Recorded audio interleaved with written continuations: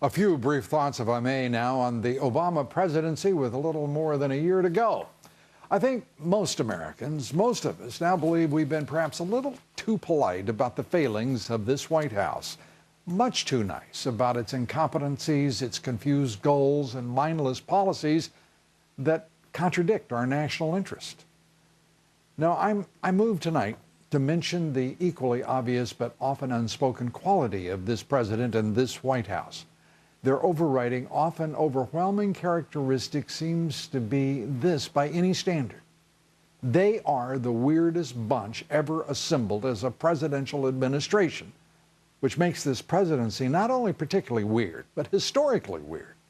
By way of example, Iran today approved the nuclear deal that Obama constructed, with Obama and hardly ever mentioned the leaders of the UN Security Council. That's Putin. That's Xi, Hollande, Cameron, and Angela Merkel, the plus one. And Iran's response to it all over the past few days, Iran has showed off all sorts of new conventional weapons, including advanced torpedoes, but most troubling, the flaunting of a new precision-guided long-range ballistic missile capable of carrying a nuclear warhead and capable of hitting Israel.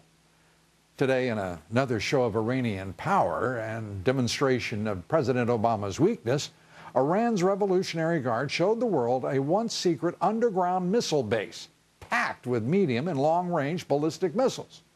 Iran says it has hundreds of such bases around the country stocked to the roof with ready-to-fire missiles.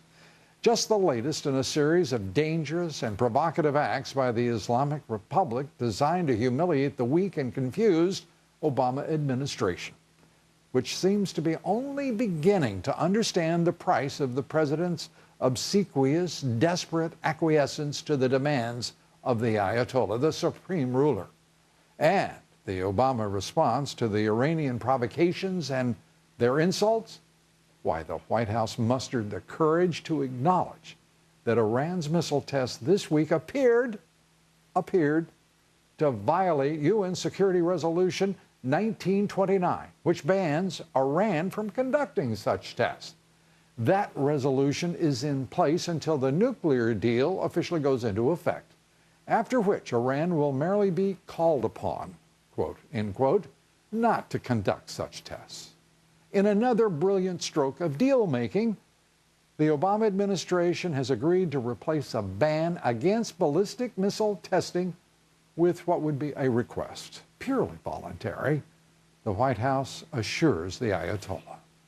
The Iranians violated the UN's enforceable outright ban, so just what possibly does our president think the Iranians will do with a feeble request?